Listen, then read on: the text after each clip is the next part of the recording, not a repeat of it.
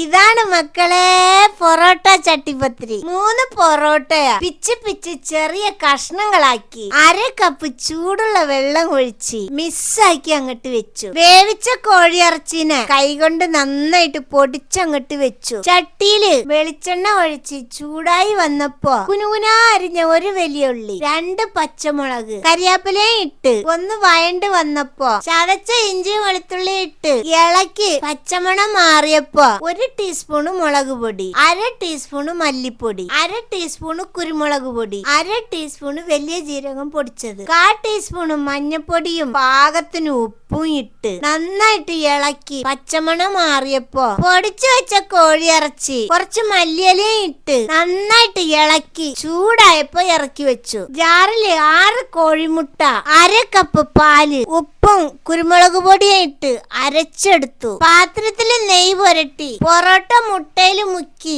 അടിയില് പരത്തി വെച്ച് കോഴി മസാല മേലെ വെച്ച് അതിന്റെ മേലെ പൊറോട്ട മുട്ടയില് മുക്കി വെച്ച് ബാക്കി മുട്ട മേലെ കൂടെ അങ്ങോട്ട് ഒഴിച്ച് ചൂടായ പാത്രത്തിന്റെ മേലെ വെച്ച് 2 സൈഡും 20 മിനിറ്റ് അങ്ങോട്ട് വേവിച്ചെടുത്ത എന്റെ മക്കളെ.